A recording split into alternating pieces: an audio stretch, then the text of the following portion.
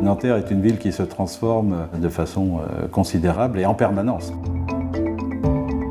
On est dans un maelstrom, disons, de bouleversement quasiment depuis la Deuxième Guerre mondiale, qui n'arrête pas. On explore, ça veut dire qu'on découvre des choses. La première année, par exemple, on découvre les vestiges du Collège royal du XVIIe siècle. Mais on se doute qu'avant que ce collège royal soit construit, soit édifié, et béni par Anne d'Autriche en 1642, on se doute qu'il y avait de la vie avant, bien sûr. Et donc on se dit, si on allait fouiller en dessous ces vestiges-là, on trouverait, ou à côté, on trouverait peut-être des traces du Nanterre d'avant le XVIIe siècle. Et donc, par exemple, cette année, c'était l'objectif que Nicolas, avec ses équipes, a poursuivi, c'était d'essayer de trouver des traces du Nanterre d'avant.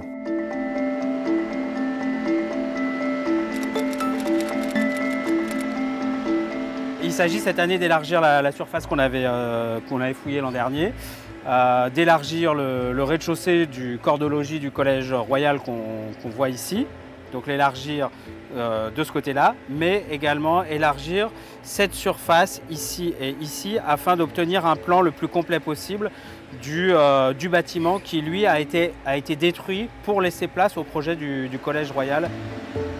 Et on va creuser, on va élargir là où se trouve la personne avec son casque jaune, là, et où se trouvent les coquelicots. Voilà, et on va élargir aussi toute cette partie-là, pardon. Donc pour cette première journée, on le fait à la pelle mécanique, et dès qu'on a atteint les niveaux archéologiques, on passe en mode fouille manuelle. Ça, on laisse à cette hauteur-là comme palier de sécurité. Voilà, c'est bien, voilà, nickel. Là, ça a été construit à l'époque du père de Louis XIV, Louis XIII. Et là, on a une fosse, on a un comblement d'une fosse. La voûte, elle est assez profonde en fait. Là, on est encore sur de la démolition jusqu'à ma main à peu près. Je pense qu'on peut enlever tout ça là. C'est-à-dire que tout ça, c'est du remblai. Donc je pense qu'avec son godet, il peut prendre comme ça. Et on va essayer d'atteindre le sommet de la voûte. Descends un peu. Voilà, c'est bien. Voilà. Et là, la partie de ce côté-là est plus ancienne. La terre marron, ça c'est la terre avant la construction des maisons, avant la construction du collège. Ah oui, on voit bien la limite là, de creusement. Hein. Parce que là-dedans, on pourrait trouver du médiéval ou du gallo-romain. Hein. Ah bah voilà. Dégueulasse. Alors ça, c'est de la tuile gallo-romaine. C'est le revêtement des murs à l'intérieur. Les murs étaient donc peints sur des enduits en plâtre. Ça, c'est des témoignages des étages qui n'existent plus. En fait, le bâtiment, il est plus récent, mais il réutilise des caves plus anciennes. D'accord ? Et donc, sauf que ici, les caves, elles ont été détruites. Tous les éléments qui n'ont pas pu être recyclés, réutilisés, ont été abandonnés sur place. Donc l'idée, c'est de remonter le temps de cette manière-là, jusqu'à l'époque gallo-romaine. De toute façon, il y a une occupation gauloise et gallo-romaine à Nanterre qui est bien connue. Et on sait qu'elle s'étend sous le centre-ville actuel.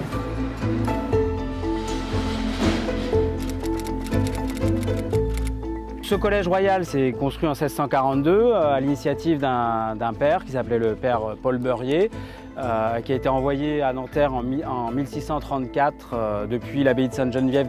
Le père Beurier va demander l'autorisation au pape puis au roi Louis XIII de construire un collège royal, c'est-à-dire que c'est quasiment une sorte d'université qui va accueillir les enfants de la noblesse française, mais pas seulement de France, mais aussi d'Europe. Et pour ce faire, il a fallu acquérir un certain nombre de terrains dans le bourg de Nanterre. La Folie de Nanterre, c'était une maison de plaisance, c'était un joli petit domaine bourgeois avec des écuries, une maison, un verger, le tout ceint de murs. Et il a acheté cette maison non pas seulement pour le plaisir, mais également pour son sous-sol, puisqu'en dessous, sous ce domaine, se trouve une carrière de pierre calcaire, qui lui a permis de se fournir en calcaire pour la construction des bâtiments de ce collège royal. Donc on a cette cave que vous voyez ici, donc on a la partie supérieure, la voûte qu'on voit qui est en partie cassée, puis en dessous vous avez l'arche qui est donc une ouverture, c'est toute une enfilade de caves qui court du mur que vous avez là-bas jusqu'au centre de santé sur 70 mètres de long. Et ces caves, on les a retrouvées à plusieurs reprises, mais toujours complètement démontées et remblayées.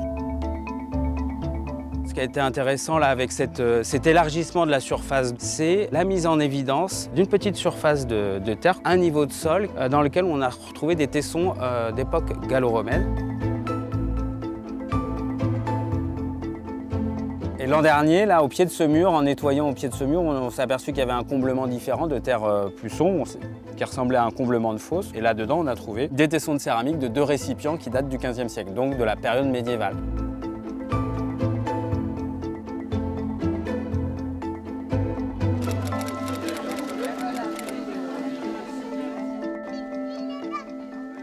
On a un extrait du plan le plus ancien de Nanterre qui date de 1688 où figure donc déjà le collège qui existe depuis déjà 46 ans et on s'aperçoit que ce collège il occupe une grande partie du bourg de Nanterre. Le bourg de Nanterre là il est fermé par un mur et l'emprise du collège elle est surlignée par un trait rouge. Donc vous voyez que ça occupe une place centrale dans le village. Alors ce collège c'est pas un seul bâtiment, c'est un ensemble. Il y a une prison, il y a un palais de justice, il y a une boulangerie, il y a des écuries.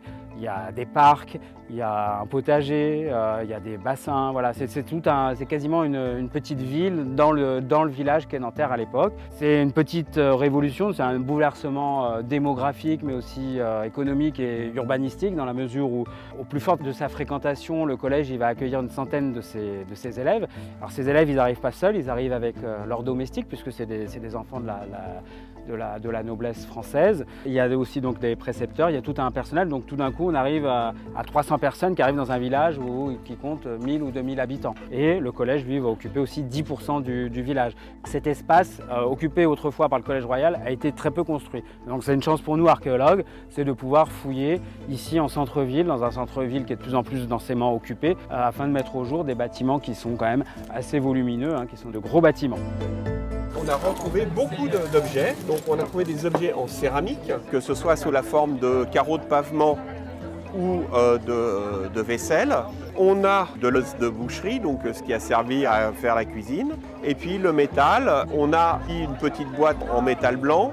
Et puis on a un joint de canalisation. Ça, c'est plus probablement 19e siècle.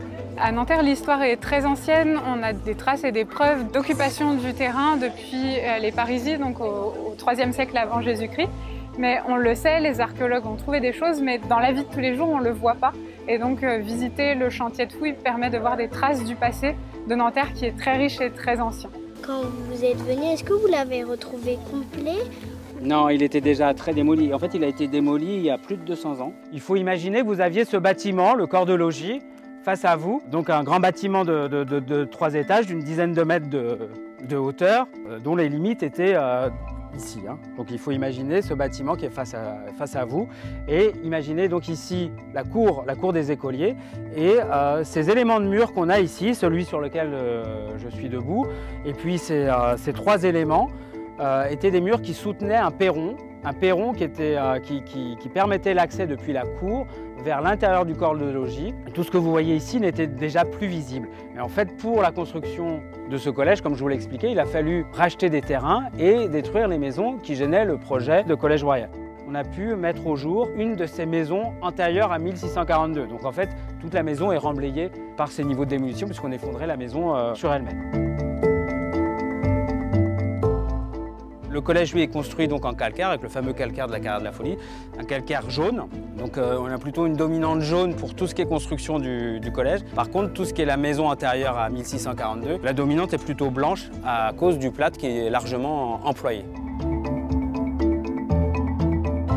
On a ici le mur de 1642 et ici le mur de soutènement de la terrasse du corps de logis qui, lui, a coupé le mur de la maison. Cette orientation, elle vient nous indiquer de manière indirecte qu'il y a une voirie qu'on a recherchée cette année, qui est donc à l'extérieur. Là, je me situe donc à l'extérieur de la maison. Et cette voirie, elle est sans doute matérialisée par le niveau que vous voyez ici, qui est composé là aussi d'éléments de plâtre recyclés qui sont compactés, qui ont permis de compacter le terrain. Donc là, on vient documenter vraiment une phase très mal connue de Nanterre. Il y a un petit élément de cheminée dont le parement est fait de tuiles recyclées, des tuiles de toit qui ont été recoupées en carrés et qui forment la bordure de la cheminée. Alors cette cheminée est en grande partie détruite, l'intérieur était très charbonneux. On voit que les tuiles ont été exposées à de fortes chaleurs, on voit qu'elles ont été noircies, donc on a vraiment une petite cheminée d'angle, puisqu'à l'époque le seul moyen de se chauffer c'était donc le feu de bois et que la plupart des maisons avaient au moins une cheminée. Et à gauche de cet accès, on a découvert cette année, vous voyez, les 3 croix incisées qu'on interprète provisoirement comme éventuellement la Sainte Trinité.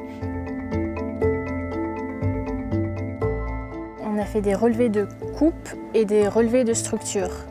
Quand on fait un relevé, en fait, on dessine la coupe ou la structure en prenant des mesures et ensuite les reporter sur notre papier millimétré. Chaque couche correspond à une époque, à un épisode de la vie sur ce terrain. Je trouve ça vraiment passionnant de pouvoir voir l'histoire et ce que les gens faisaient à l'époque. Ça permet aussi de remettre en perspective, de se rendre compte des réalités qu'on a peut-être un peu perdues avec le confort moderne. C'est assez exceptionnel de retrouver tous ces vestiges 300 ans après et de se dire qu'il y a des gens qui ont vécu là, dans ces murs. Retrouver ce qu'il y a dans les sols, ça permet de retracer physiquement l'histoire. On a du mal parfois à se projeter, à se figurer en voyant juste des vieilles pierres ce que ça pouvait être. Et cet éclairage, il permet de donner des éléments aux gens pour mieux comprendre aussi pourquoi on se bat pour conserver ça et de se dire qu'on ne va pas tout juste recouvrir pour venir construire du neuf. On a notre station, c'est à partir de cette station que vont être mesurés tous les points. C'est-à-dire que cet appareil s'appelle un tachéomètre, il mesure des angles et des distances et il restitue les positions des points qu'on va relever. Maintenant, je vais dire à l'appareil qu'il faut qu'il me suive, qu'il doit s'accrocher à la canne.